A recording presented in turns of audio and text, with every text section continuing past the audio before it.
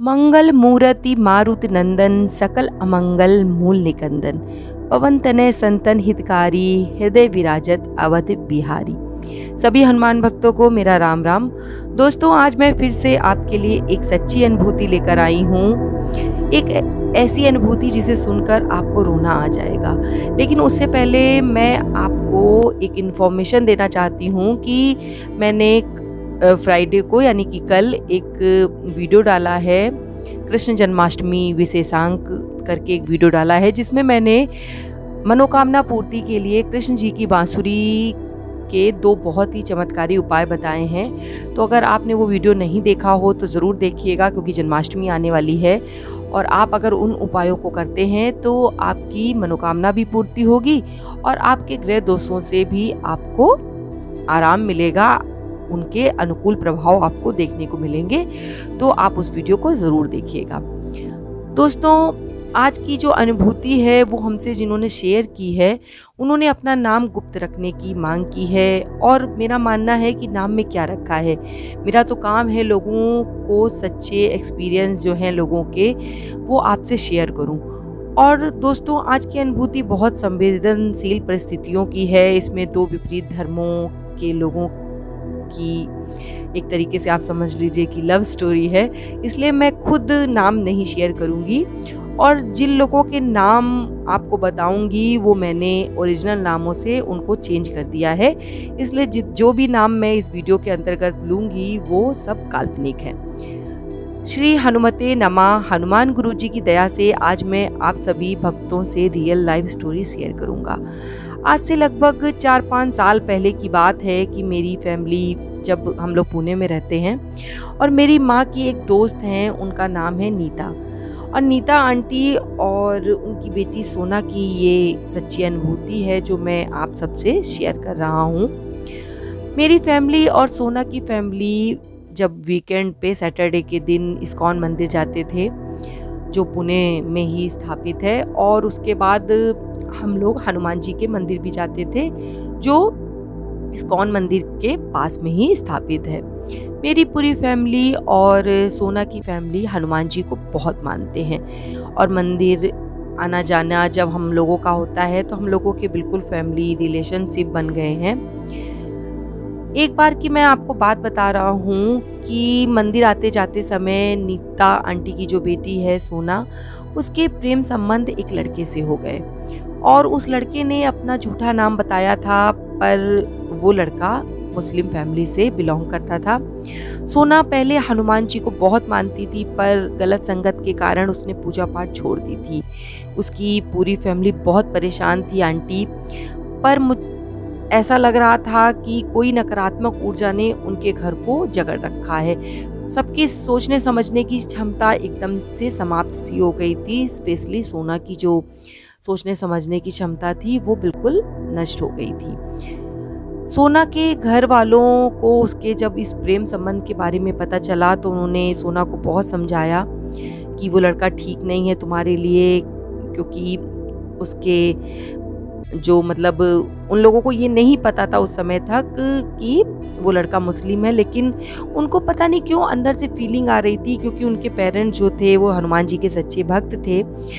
और जो हनुमान जी के भक्त होते हैं उन्हें हनुमान जी किसी भी विपरीत परिस्थिति में पड़ने से पहले कुछ ना कुछ संकेत देते हैं। समझना या ना समझना ये हमारी अपनी जिम्मेदारी है, हमारा अपना बुद्धि विवेक है। तो सोना के पेरेंट्स को भी कुछ निगेटिव फीलिंग आ रही थी उस लड़के के बारे में, और उन्होंने सोना को समझाने की बहुत कोशिश की, परंतु वो मानने को तैयार नहीं थी।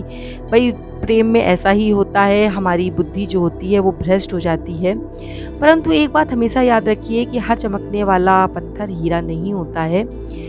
और सोना के जो पेरेंट्स थे वो बहुत ज़्यादा परेशान हो रहे थे कि क्या करें, तो उन्होंने हनुमान जी की शरण ली और बजरंग बाण का अनुष्ठान अपने घर में प्रारंभ कर दिया।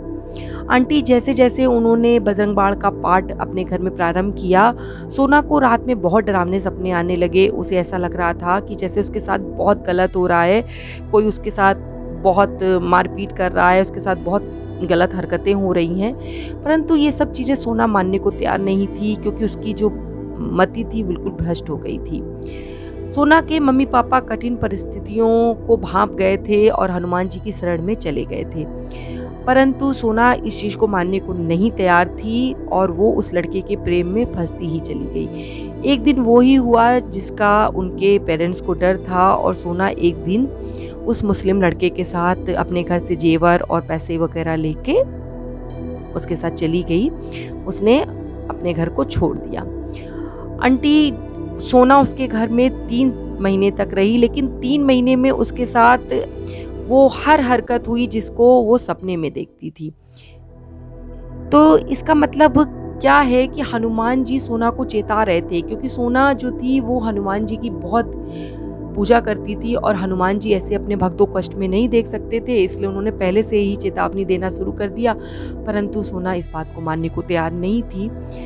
अब वो इतना ज़्यादा परेशान हो गई, अब छटपटाने लगी कि कैसे मैं मुक्ति पाऊँ। उसने अपने मोबाइल पे हनुमान चालीसा का पाठ शुरू कर दिया, क्योंकि जिस परिवार में वो थी वहाँ पे पूजा पाठ करना अलाउ नहीं था और वहाँ हनुमान जी की पूजा तो बिल्कुल वर्जित थी, वो कर ही नहीं सकती थी। और वहाँ जो उसकी दुर्दशा थी तो पूजा पाठ करने का तो कोई सवाल उठता ही नहीं। परंतु उसके पास उसका मोबाइल था, तो उस मोबाइल पे वो हनुमान चालीसा का पाठ उसने प्रारंभ कर दिया और जितना हनुमान चालीसा का पाठ करती वो रोती जाती, क्योंकि जब दिल बहुत भरा होता है तो रोना तो आता ही है दोस्तों। तो वो बेटी जो थी वो बहुत ज़्यादा रो रही थी और हनुमान जी की कृपा उस पर ऐसी हुई कि उसने जब बताया कि जैसे ही उसने हनुमान चालीसा का ये पाठ प्रारंभ कर दिया तो एक दिन उस लड़के का बहुत भयंकर एक्सीडेंट हो गया और उस लड़के की उस एक्सीडेंट में मृत्यु हो गई।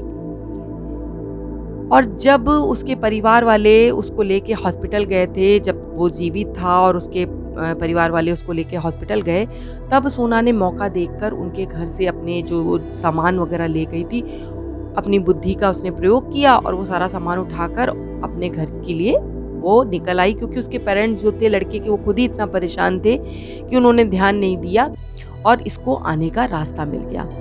तो आप समझिए कि किस तरीके के अनुभव भक्तों के साथ होते हैं। और ये जो बेटी हैं सोना जी जिनका नाम है, उनको हनुमान जी ने कितनी चेतावनियाँ दी थी परंतु वो नहीं माने, लेकिन हनुमान जी ने आखिरकार उसकी प्रार्थना सुनी और उसको उस लड़के से बचा लिया।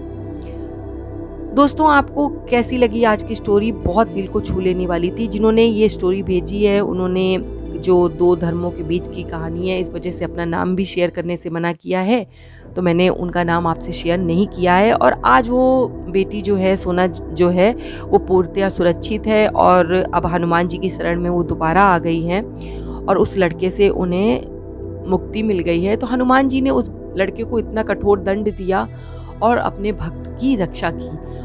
अगर आपकी भी कोई ऐसी सच्ची अनुभूति हो जो आप हमसे शेयर करना चाहते हैं तो स्क्रीन पे दिए जा रहे ईमेल एड्रेस पे आप हमें मेल कर सकते हैं और हमारा प्रयास रहेगा उस पर वीडियो बनाकर जल्द से जल्द लोगों तक पहुंचाने का। इसी के साथ आज का वीडियो मैं यहीं समाप्त करती हूँ। जय श्री राम, जय बाबा की।